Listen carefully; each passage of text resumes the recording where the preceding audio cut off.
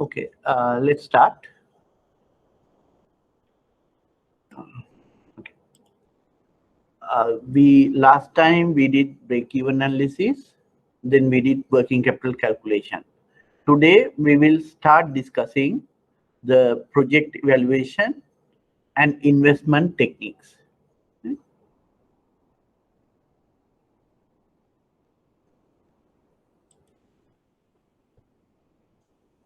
Investment analysis and project financing, right? Learning objectives, we will understand what is the importance of investment decision making, what is project financing, time value of money, and we will discuss 4 investment appraisal methods, right?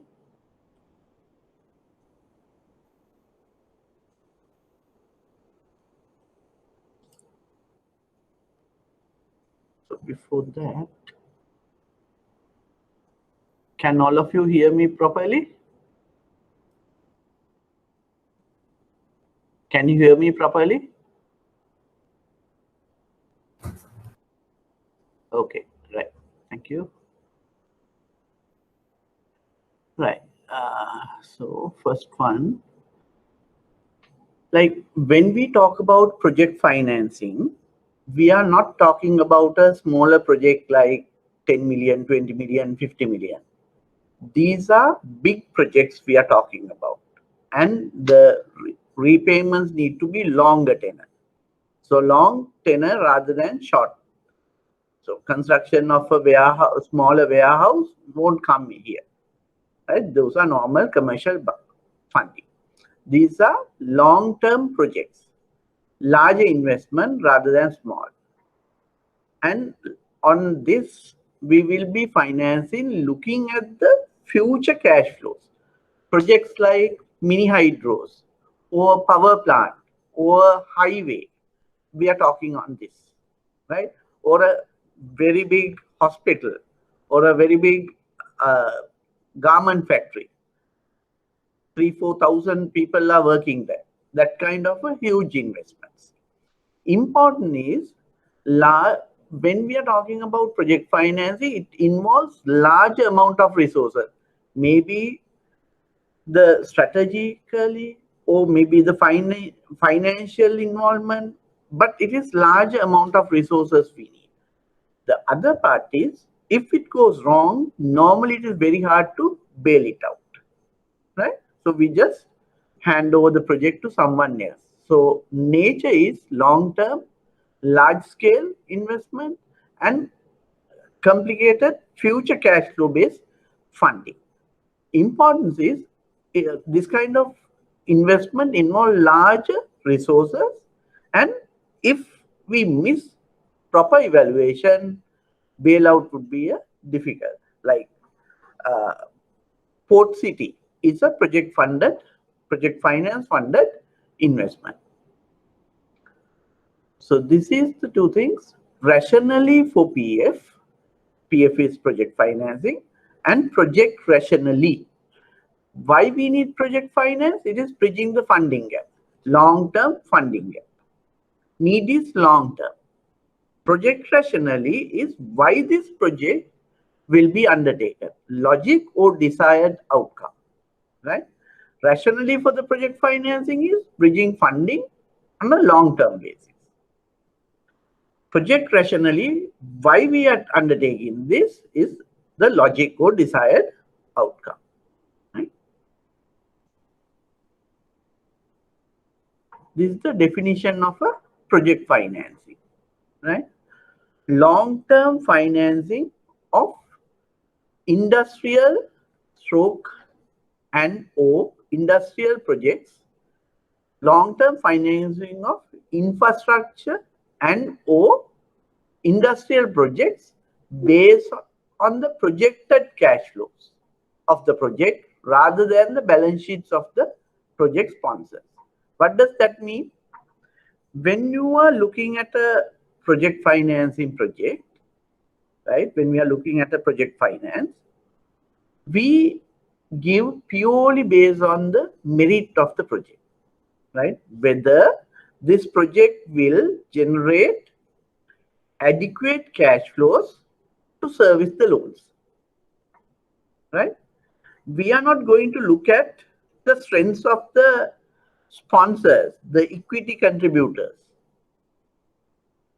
and decide the lending, assuming that if project fails, sponsors will settle our dues. No. Here, we look at the future cash flows and decide whether we are financing or not. We look at the strengths of the sponsors only for the operations of the project. Like we take a project where Hales and Phoenix come together. Hales has some different set of capabilities, whereas the Phoenix has some, Phoenix or Brandix has some different set of skills, right? So when we are looking at the project, we look at the future cash flows of the project. But we will consider the strengths of Hales or Brandix based on management capabilities, additional funding capabilities, market access, all those things, not the servicing. We are not thinking that Hales and Phoenix will settle. No, projects need to settle us. Project financing structure involves number of equity investors known as the sponsors, those the Hales and the Brandix, and as well as syndicate of banks. Syndicate of banks means several banks coming together to lend. When a loan is 5-6 billion, no, even 2 billion, no single bank would want to take the risk. So what happens? I have already told you about loan syndication. So several banks come together to finance, right? That is called syndicate of banks, other lending institutions that provides loans. So on the project, we have equity sponsors, which is the equity capital part by the sponsors of the project, and debt capital part through several banks coming together. The loans are secured by project assets, right? In this scenario, loans are purely secured by the project assets. Non-recourse loans, that means if the project fails, we can't go behind the sponsors. You have to take over the project and give it to someone and recover your funding, right? What are the project assets? Project cash flows. All the project assets, if it is a mini hydro, it is a hydro power plant or a coal power plant, is the power plant itself. And the controller project company different. First one is project assets, then cash generating agreements. Like if it is a power plant, we have an agreement with the government for 20 years of supplies at 12 rupees or 15 rupees a unit. So that agreement is a part and parcel of our security. So if the business goes wrong, we have the project and we have the agreement between the government and the sponsors. So we can take the entire thing and give it to someone else. So facilities are paid entirely from the project cash flow rather than from the general assets or credit worthiness of the sponsors. Project lenders give a lien on all these assets and are able to assume control over it if the project company has difficulty complying with the loan terms. When it is a project, we have several steps. First of all, you need to identify a project. Then you need to formulate. Then you need to appraise the project. Shortly, we will discuss what are the points in appraising. So project cycle is identification, formulation, appraisal, implementation, operation and monitoring. So it is a cycle. So it has to be a cycle like this, right?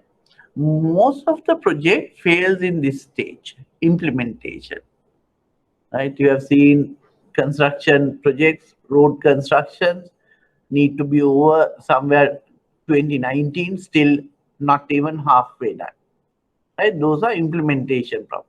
With that, cost escalate, all other things, viability, the appraisal will go for 6. Right? So project identification, formulation, appraisal, implementation, and operation. So once operations start, monitor it. If you have anything to improve, you take the same route around. These are the different stages, project identification, formulation. This is what I just told you. Project appraisal. So we have to appraise a project based on the market. Then we have to appraise the project, technical appraisal, management appraisal, economic and financial appraisal, then the environment. These are the key steps, those key areas of appraisal in a project.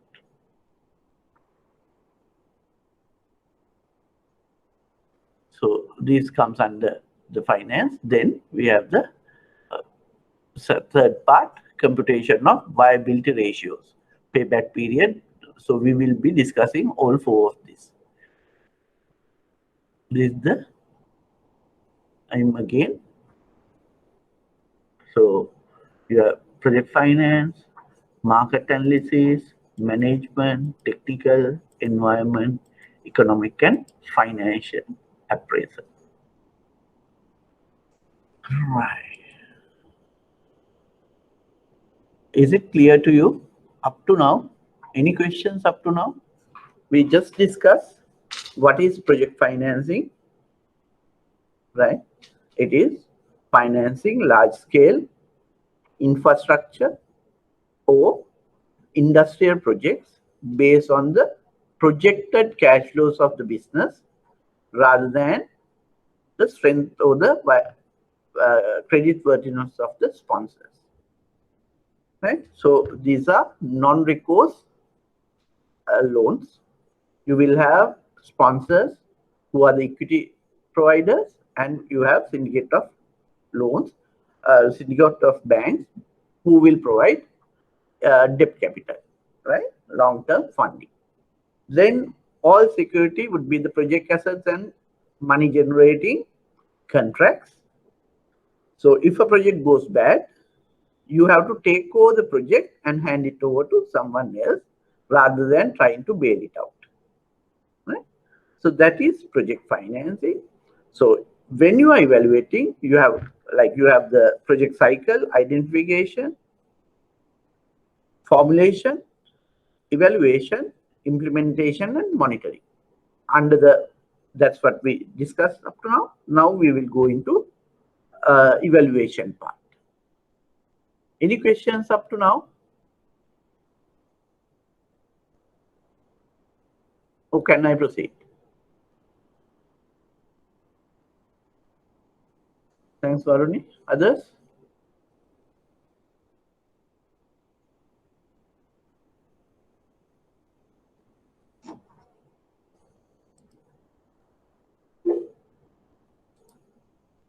Okay. Right. Market. Any evaluation should start with market. Market is the most critical evaluation because whether it is an infrastructure project or an industrial project, without knowing the market for the product you are going to produce, whether it is power or whether it is garments, anything, without knowing the market, you can't plan anything else. Like you have enough money, so you start a business. You want to start a garment factory because you think that you need to give a service to your country. So you dump your money and start a manufacturing plant for 1 million shirts a day, even a month, right? You think you want to give employment, so you start. Then where to sell? the project will crash because you won't be able to repay or earn something for your even equity. Right? So when you don't know the market, you don't know how much machine to be taken, how many people to be recruited, what kind of material you need, you don't know. So first and foremost important thing is the market analysis, right? First, we should know the product what we are going to give or the service what we are going to do. Will this product be acceptable to the economy or to the market we are going, right? So we say we want to manufacture ice creams, right? You start manufacturing, you think of developed country and think of high cost ice creams. And will you have a market in our country? Okay? So you need to know the product and the demand for this. So you can have a small test market and decide on that. So you need to know the product and you need to know the demand. Future demand, any other supplies, ability to export, all kind of how to sell your product. Then competition. Based on your product, you will have several competitors. You should know who are the competitors, right? Then you should know who are the major competitors, because a major competitor can wipe out a new entry. I can remember, like in Sri Lanka, how many people manufacture school shoes?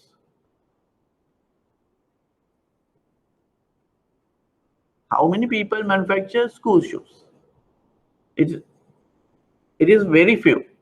Mainly two companies. Like there are thousands and thousands shoe manufacturers, but school shoes only very few people. That is because the school shoe manufacturing plant is high cost, right? So I was talking to one of these manufacturer rather, and they were ready to wipe out a new entry, even selling lower the cost for a year. So they had the financial strength to do that. So when you are looking at a market, you need to know the competition. The same time, you should know who are the major competitors and what is their capabilities. Can they disrupt the market, right? So you should know the competition. Then based on the demand and expected supplies and the competition, you should decide how much capacity I am going to acquire first. You can build your capacity gradually, but starting, you need to decide what is the market, right? Where am I going to sell? These are the 7 points. Consumption, right? Market analysis is very critical. You heard about Wall's ice creams?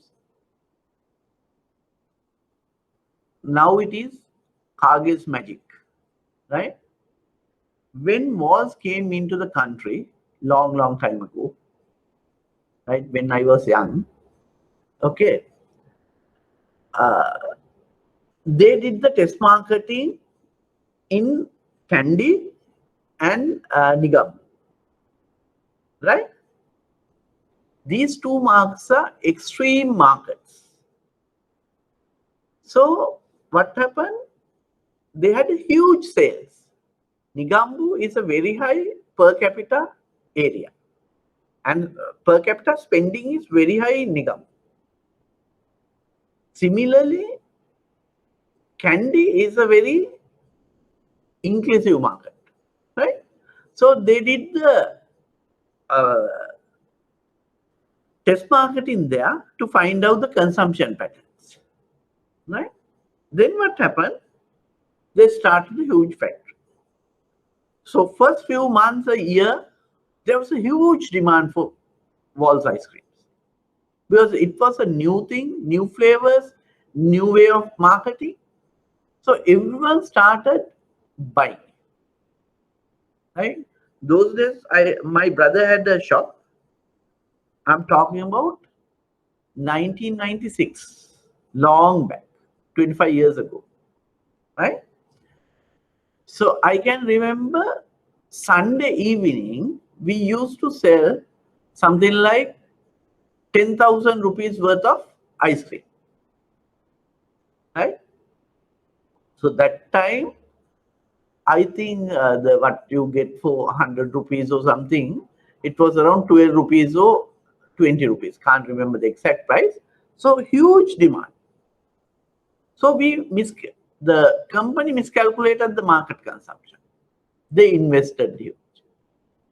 But gradually, demand started die out, right? So they had to sell it out. Then Cargill took it, and now they are operating differently. So it is after several years. Right? So we should know the consumption, where we can go and sell the products, because each and every product will not be acceptable to each and every market in the country. Like if you want to start a very high quality shirt manufacturing, where the shirt cost more than 3,000-4,000 rupees, if you want to go and sell everywhere in the country, you will not be able to find a market, right? If you want a very design-oriented shirt in Colombo or Kandy or in the major cities, you will find some sort. What you will find in Colombo and will not be same as Kandy or Goa, right?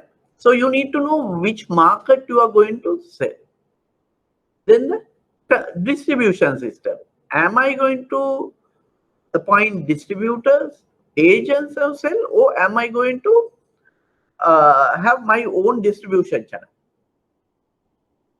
Market entry. Is there any barriers, or is the ability of someone else to enter to my market is the same? Buyers. Who will be the buyers? What are the demographies? Like, is it the young or to the middle age, or who will be the buyers? Then their purchasing powers. Selling arrangements. Are we going to offer credit or is it cash? Then the prices. Pricing is a very key activity when you are going into a market. So these 7 points, there are several market models. This is one model only, right? So these needs to be identified when you are looking at the market. Once you know what is my market, how I am going to sell, and what kind of product I can sell, then you can go to the other evaluation, right? Then comes the technical evaluation, right? We know the market. Then now I have to produce the item. In order to do that, I should know what kind of a production methodology, right? Whether this is a continuous production or a batch production. What do you mean by continuous production and batch production? Continuous production is once the plant starts, you can't stop. It continuously produces.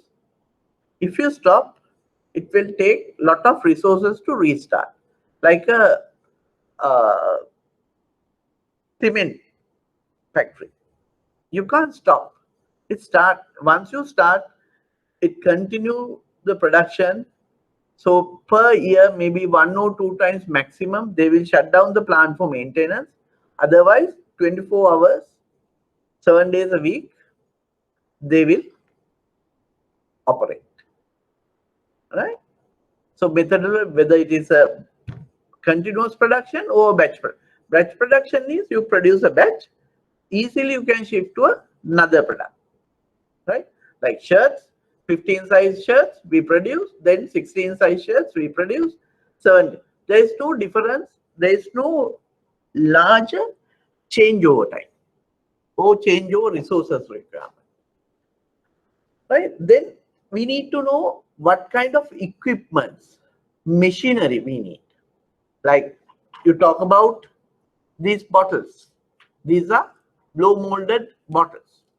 So when you manufacture a bottle, you can use a Indian machine, Chinese machine, or American machine, right? American machine, very good accuracy, and it costs you 20 million rupees.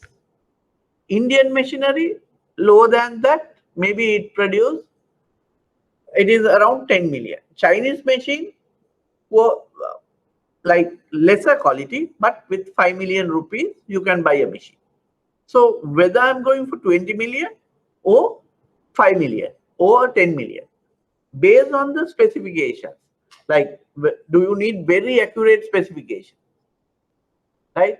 Weight of a bottle, 50 milligrams or 100 50 milligram, like 49 or 55, is it okay? If you produce the same bottle with American machine, it will be 50 plus minus 0.001, right? Very slight variations, but with others, it is different. So do you need that kind of accuracy for this kind of a bottle? So based on the product, you need to know whether this is required, right? So that kind of evaluation we will do. Then you need to know where we are going to have the production line or the factory, right?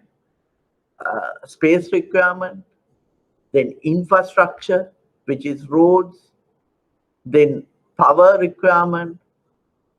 We should know what are the machines, then we should know where we are going to plant these machines. So the land development cost, then the infrastructure, internal road and access roads, then the power generation, like whether we have grid power, can we take it easily, or do we need to bring a power from long distance? Like I had a project, small project, they were manufacturing shopping bags, these bags, right? They were in Maharagama on a rented out place, and they wanted to shift to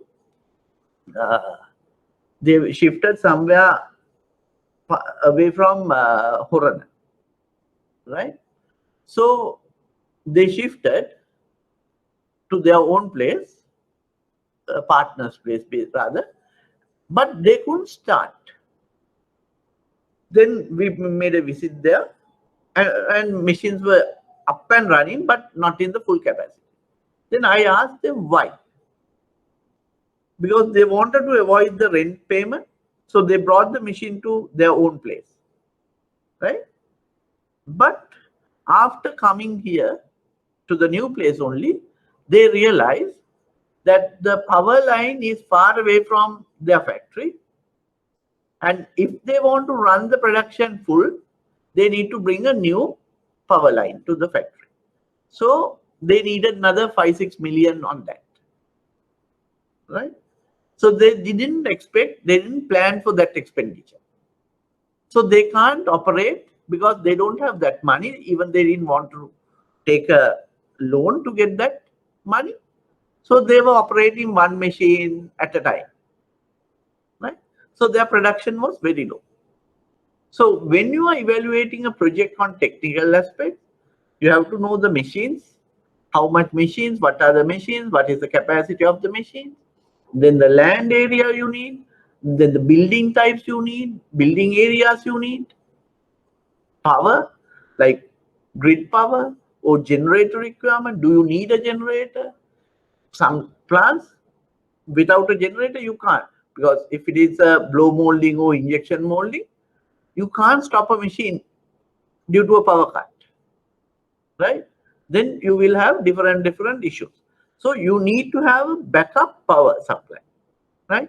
If it is boilers, you need something like that. You need in detail technical evaluation, right?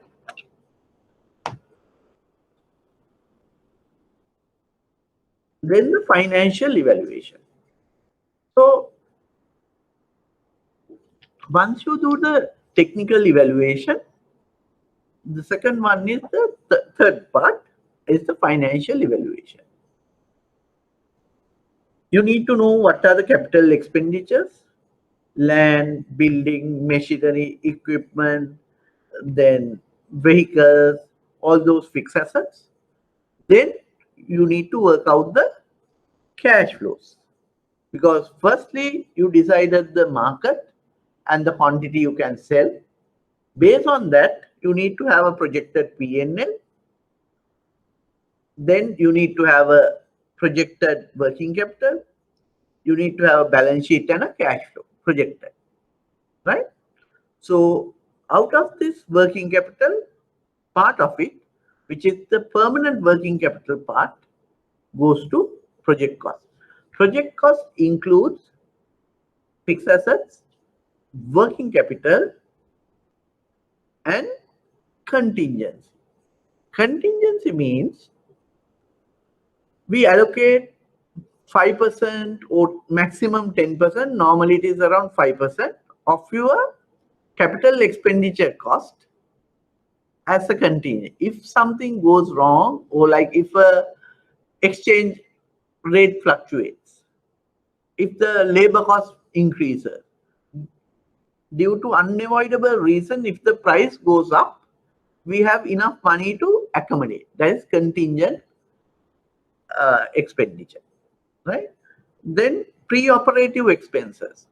Pre-operative expenses are expenses you need to incur from the start of implementation, not even start, from the start of formulation of project, getting drawings done, getting approvals done, model projects and all those things.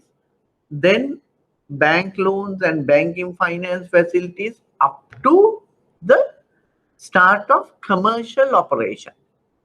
Any expenditure from the formulation stage to the starting of commercial operation is called pre-operative expenses.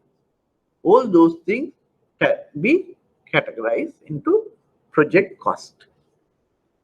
Estimate the capital expenditure, estimate operational expenditure, estimate revenue for 5 years, estimate sale over the lifetime, post financing plan. Then once you know the project cost, you can decide how much equity and how much from the loan.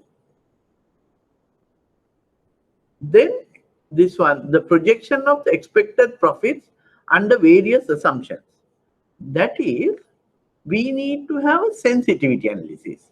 That means normally we think that everything will go right, but there can be a worst case scenario and optimum case scenario, right?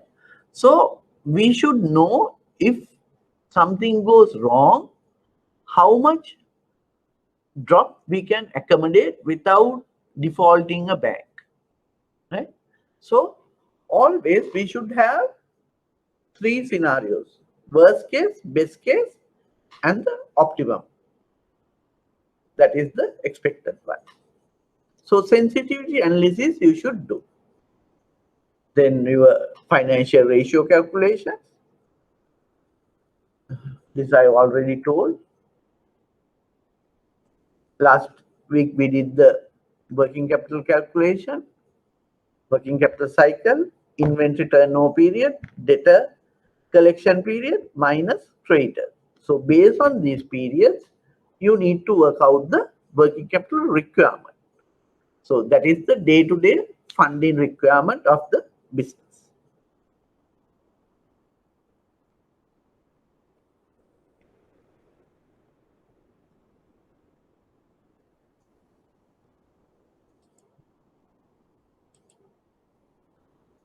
Are you okay up to now?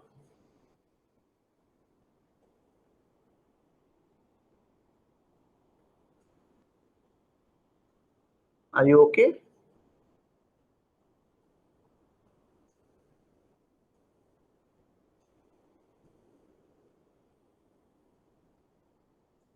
Thank you, Lalit. Thank you.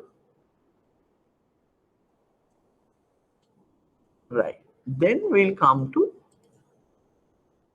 management and organization. What we did, we identified the market, then we did the technical evaluation, then we did the financial evaluation, right? Then we have the market and organizational evaluation.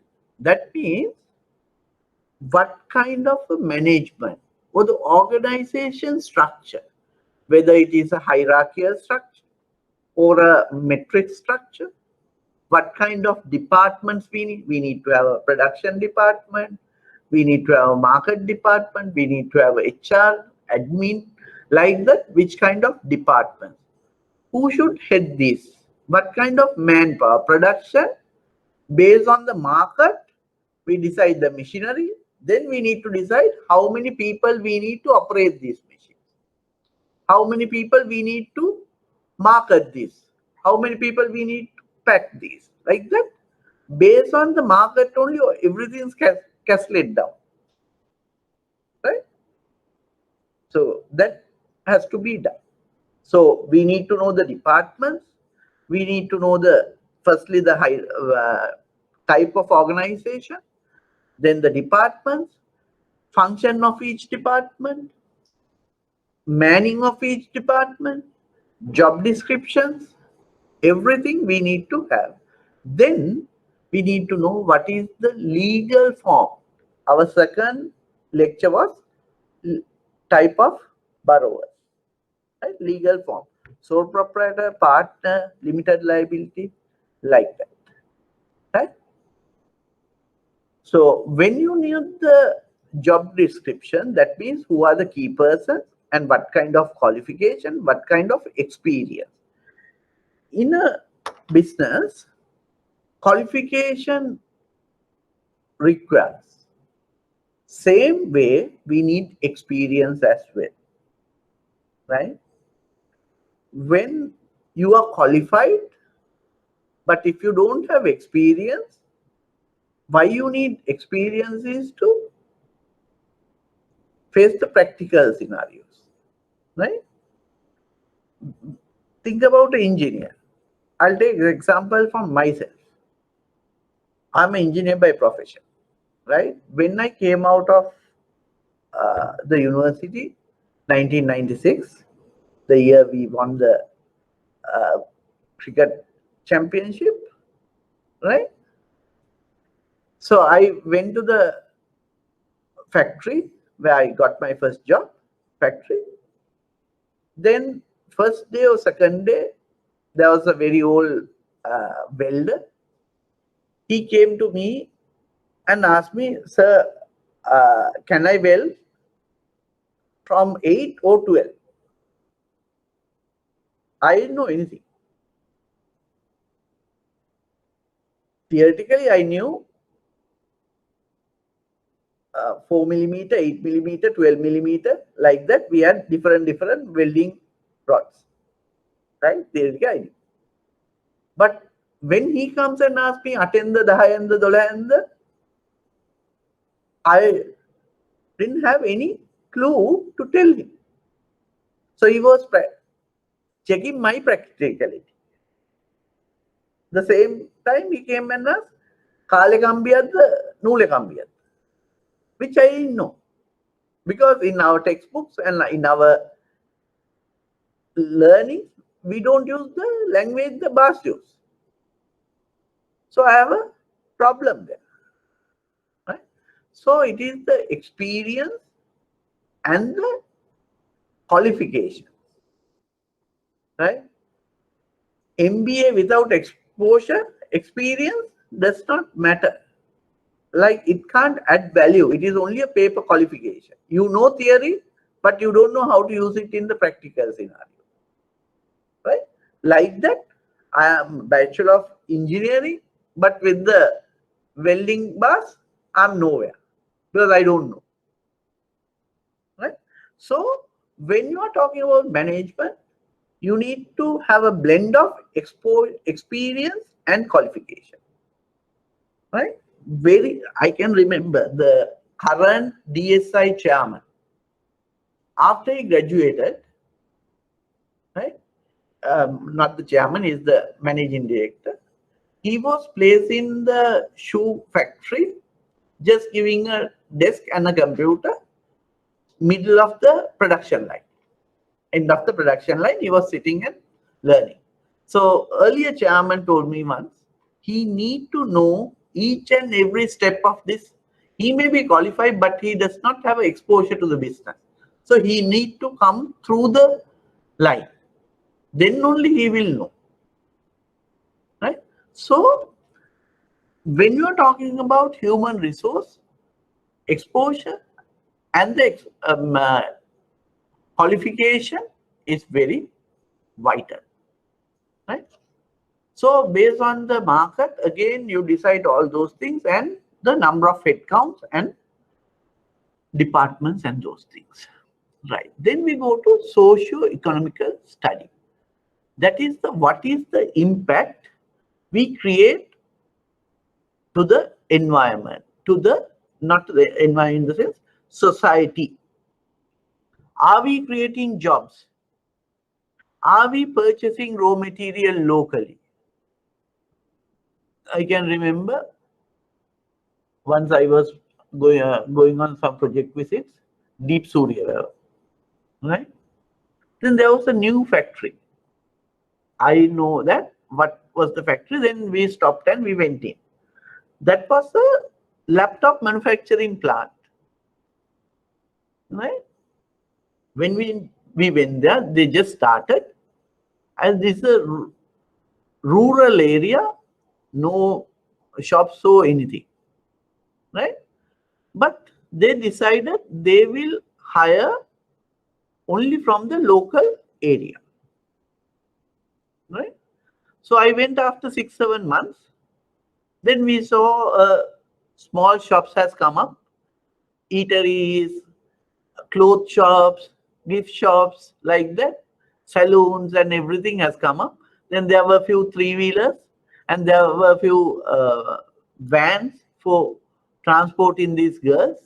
Like that, a new economy has started in that area because of this. That is the social factor, right? Then there was another factory, they were taking out dolomite, right? So they're using the raw material which is available in the market, in the area. So it benefits the area, right? So that is the socio-economic factor. Are we creating any impact to the society? The contribution to the social benefits, adding value to the local needs. Social responsibility, community outreach support. What are we going to do to the community? Contribution to the local demand, cost and benefit analysis. What is the cost and what kind of benefits we will give? More investment and opportunities. Like when you have a plant, there will be more investment. Eateries will come. Other things will come. Like that, there will be more. Suppliers will come into this. They have to maintain the restaurant. They have local people can supply things. Like that, social base. So we develop an economy around business. Then the environmental evaluation. What is the impact we create to the environment? Are we destroying the environment? Like we will have solid waste, we will have noise pollution. If it is very high noise, it will be a pollution. So it will create disturbance to the society. Disposing industrial waste, biodiversity's impact. Like if we destroy a jungle or water stream, that is a biodiversification impact. So is there any impact to the environment and how we dispose our waste.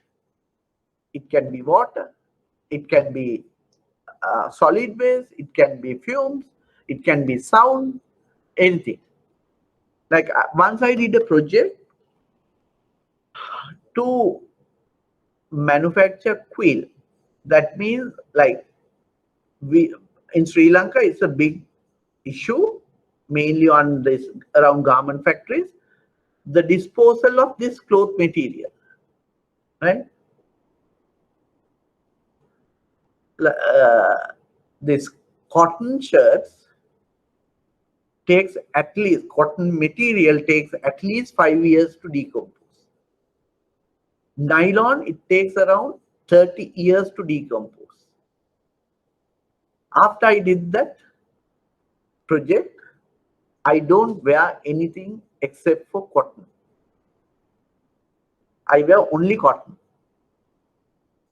right? Tetra cotton, all those mixing other material to cotton will block the water table. Like we throw out this material pieces, you burn, you destroy the air. You put it to a ground, dumping, you will block the water table. Right? We think that only the polythene is blocking water table. No. Even this material, what we wear and throw out, that will block the water table. So what we did, we started collecting all the material. Then there was a plant which will make it to wool, right? Some type of wool, and that was used for different insulation purposes in other countries like Germany and all those machine manufacturing countries. So we got them to export the material which came and was a waste. We value added and re-exported to the place where it came, right? So that was a environmental project we did, right? Sometime once we wanted to finance a rubber factory. The water coming out of rubber factory is very hazardous, right? Because lot of chemicals. So we went in to finance that. It was good project. Then we checked for the water disposal. They didn't have. They just dump water to some bare land. So that will destroy the soil. Purely because of that, we didn't finance. So you have environmental impact assessment. Then we have environmental protection license. So environmental protection license is sub-delegated to Pradesh Sabha. That is to operate the business without harming the environment. Any manufacturing facility need to have a environment protection PPL, right? So that you need to have. So different things you need to look at when you are evaluating a project, right? That covers the entire project evaluation. This one. We discussed the market.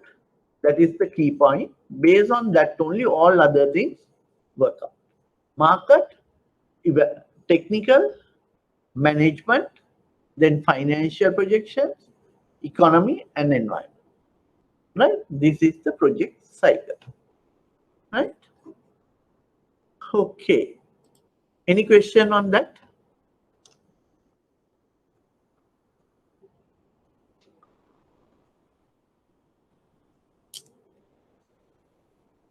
Any questions?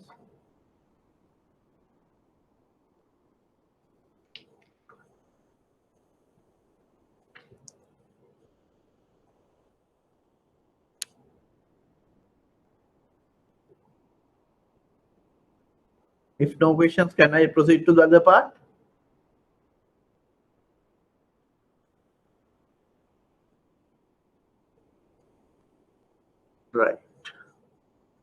So then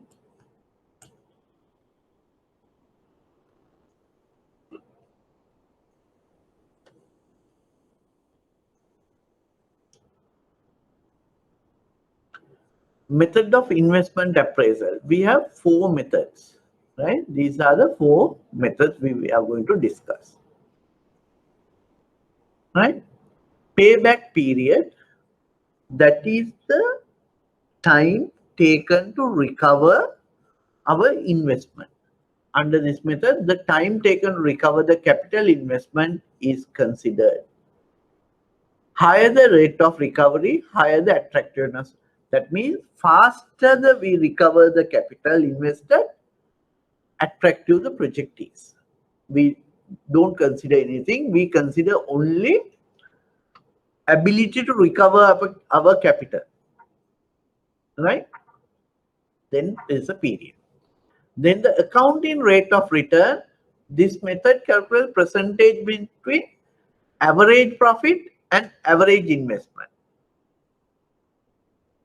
Higher ARR than the cost of capital is the more attractive one, right? So it is a percentage. Earlier it was number of days or number of months or number of years. Second one, it is a percentage between average profit and average investment, right? Third one, net present value. Here we consider something called time value of money.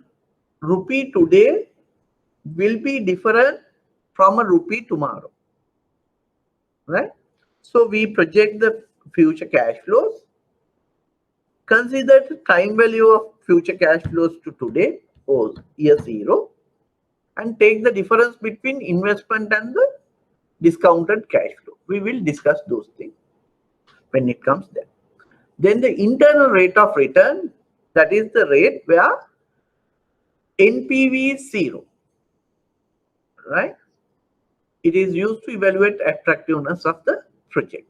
IRR is the rate at which NPV is 0, right? So these are the 4 techniques we will learn. So today I will try to cover these first two. Key terminologies we need to know. Cost of capital. Cost of capital is the cost we need to bear when raising funds. What is the cost we need to bear when raising funds? Cash inflows, those are the funding or the cash comes into the business. Cash outflows are the cash which goes out of the business in doing the operation, investment, all those things, right? Present value is the value of future cash flows discounted to today. Value of future cash flows discounted to today. That I will explain later. Net present value is discounted cash flow minus the initial investment. Discounting factor is 1 upon a factor, which I will tell you when it comes down. Okay, we have 2 projects. Like we use this investment appraisal techniques to compare 2 or more projects. Several, like I have 500 million rupees. I have options, right? But my funding is limited. I have 5 projects. I can decide which fund I'm going to invest based on the ability to get a return, right? So in order to evaluate these projects we use this investment appraisal techniques, financial evaluations, right? This is the project. You have project A, project B, right? 100,000. First year you will generate a cash flow of 45,000. Then second year it is 40,000, 35 and 50. Project B, 100,000, same investment. All these projects need to be same size. If it is one is very big and one is small, you can't compare. The project size has to be almost same. Year one, you get 30,000, 30,000. It's gradually. This project is a fluctuating line. Right? This one gradually increases. Right? Then they say depreciation 20,000 and residual value of both projects is the same 20,000. Right? What does that mean? You have projects. You have a project. You have an initial investment of 100,000. First year you have a return by 1, by 0. Second year you have another return by 2, by 3, by 4, and you say by 5. Right? So after 5 years, you sell the project assets and you can get another amount as a return, which is 20K. You invest 100K. After 5 years or end of the life, you sell the machinery and you can earn 20K. That is the difference. You invest 100, at the end of the period, after earning everything, you can get another 20,000. Right? This is called residual value. So cash flow is what is the money, net cash flow you will have. Right? Cash in minus cash out is the cash flow. Right? Then we go to this one.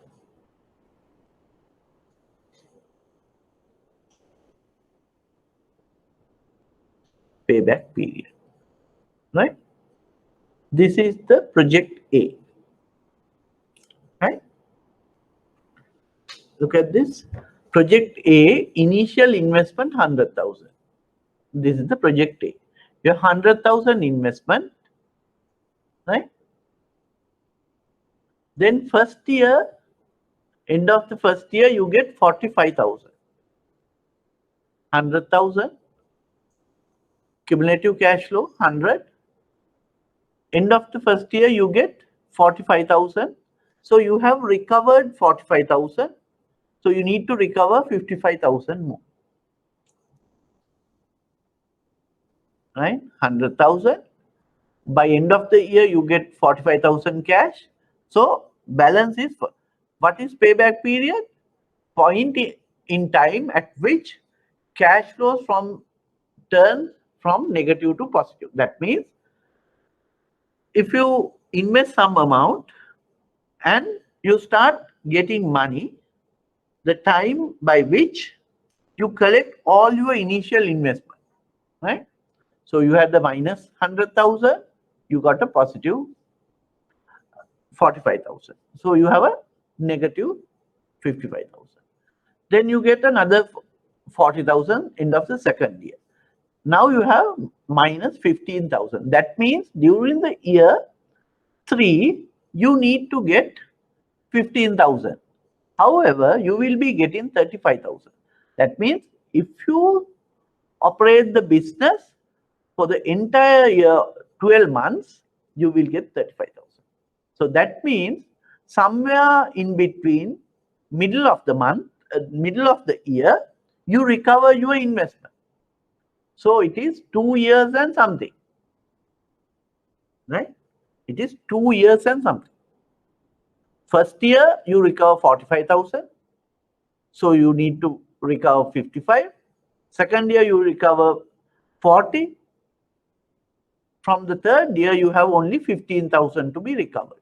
However, if you operate the business for 12 months, you will recover 35,000, which is more than your initial investment.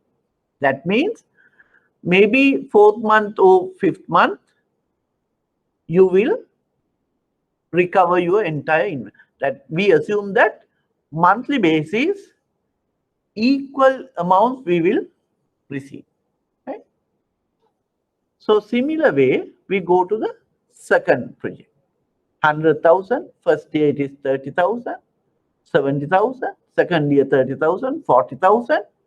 This is 44,000 for the entire 12 months, but you need 40,000. That means towards the latter part of the year, you will recover your full amount.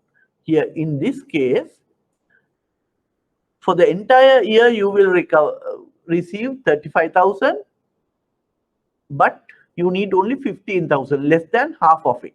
That means before 6 months, you will recover. So how are we calculating that? This is the way. Payback period, changing cash flow required to reach zero total cash flows in the year. Year 2, full 2 years. Third year we are talking about 15 divided by for a year it is 35,000, right? But you need 15,000. So 15 divided by 35, which is 0.43. That's 2 years already completed. 2.43 years. For project B, it is 40,000, this one, divided by this one. Amount required divided by amount for that year. Right? So it is 0.91. So 2 years, 2.91 years for the project 2. So this is the fastest then. 2 years and 0.43 is smaller than 2.91 years. Right? How does this payback period works? Under this method, the time taken to recover the capital investment is considered. Higher the rate of recovery, higher the attractiveness of the project. Right? So that is payback period.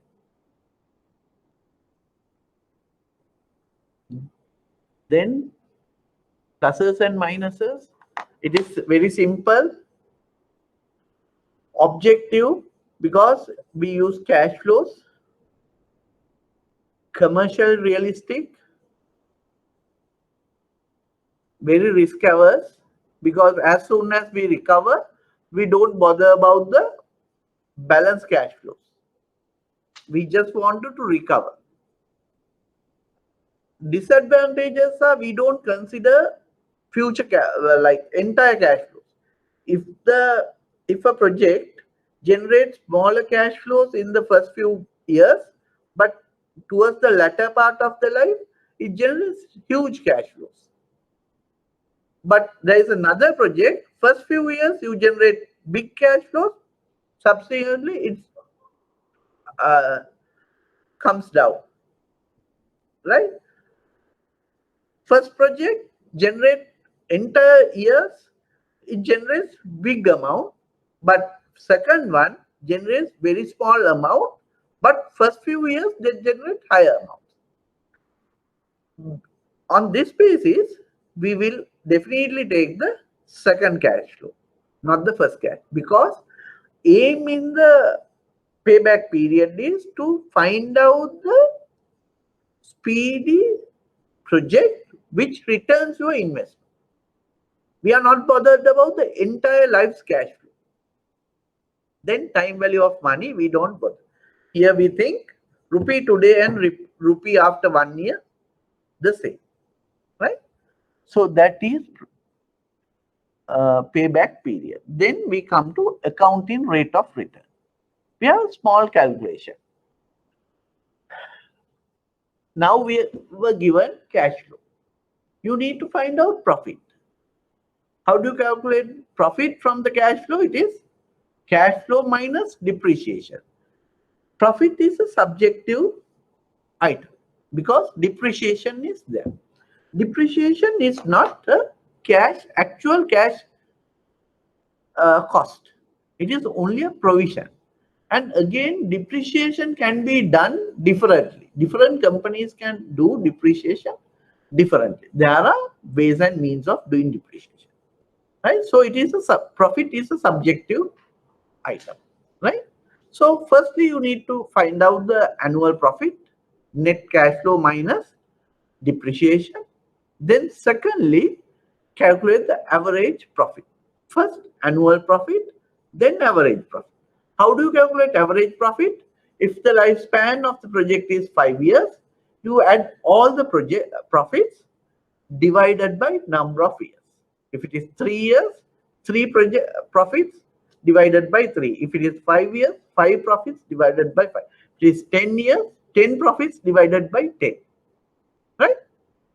Then you need to calculate average capital investment. Right? Accounting rate of return is the percentage between average profit and average capital investment. Average capital investment is initial capital investment plus residual value divided by 2. Initial investment plus residual value divided by 2. So ARR is equal to average profit divided by average capital investment, right? So in this scenario, we need to find out average profit, which is annual profit, which is cash flow minus depreciation, add all profits divided by number of years. Average capital is initial capital plus residual value divided by 2. ARR equals average profit divided by average capital investment. So this is project A, 25,000. You can remember first year cash flow is 45,000. Depreciation per year it is 20,000. So it is 25,000. Secondly, it was 40,000 minus 2, 20, it is 20. 35 minus 20, it is 15. 50 minus 30, 20 was 50, right? Yeah, 50 minus 20, 30. Right? 1, 2, 3, 4 years divided by 4, which is 22,500. Average capital investment 100,000, residual value 20 divided by 2, 60. 22,500 divided by 60, it is 37.5. Project B also the same, and the rate also the same. So this kind of cases, we can't use this method because ARR of 2 projects are equal. We don't have a way of differentiating. Right? Advantage, use profit after depreciation, show cash flows are not considered. Easy to calculate. This look at the whole life of the project, where previous one, they look at the time till we recover the capital, right? 8 internal and external comparison on performance, because profit is performance, right? Like huge capital investment, small profit, it will give a lower value. Very high profit, smaller investment, it will give very good rate, right? So this indicates the performance of a business. Disadvantage, again, rupee today and rupee tomorrow, both same. And again, this is subjective because it is profit, not cash flows. Difficulty in use when the same ARR and various project size, right? If same ARR, you can't do anything.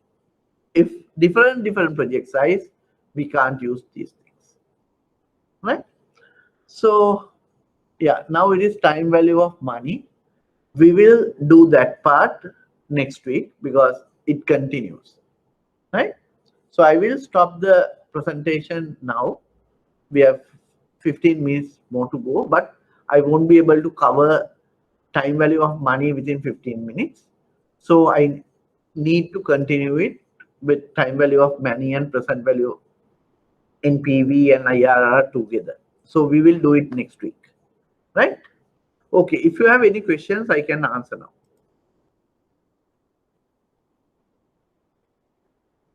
Any questions? So what we did today, we went through what is project financing and methods of evaluating, right?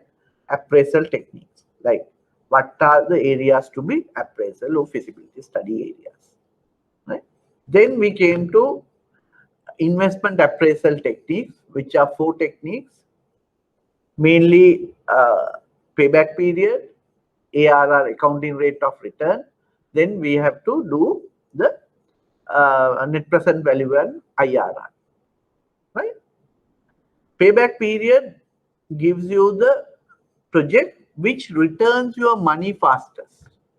You take a project, you take projects and find out the time taken to recover your initial investment. So it is easy to calculate and cash flows are used. But we don't bother about the entire cash flow.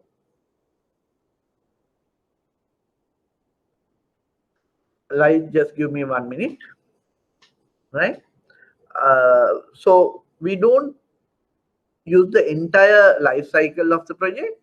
As soon as we collect our cash, that's it, right? Faster the recovery, best the project is.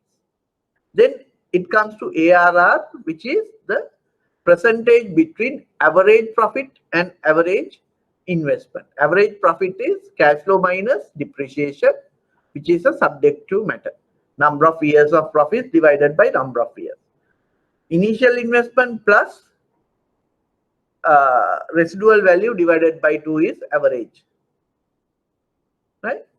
So that is the second way of calculating, but it is subjective. If same equation, same amount comes, we are not in a position, but it is easy to calculate, right? This is what we did. So next week we will do the time value of money and NPV and IRR.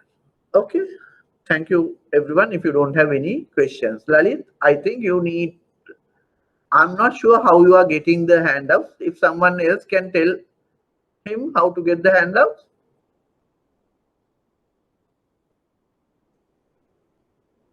I think they publish everything. Or you can ask the institute. They will email you. Okay, it is through the Google Classroom, Lalit. Thanks, Sanjeev. Okay, if you don't have any questions, I will keep now. Otherwise, I'm here to answer you anything.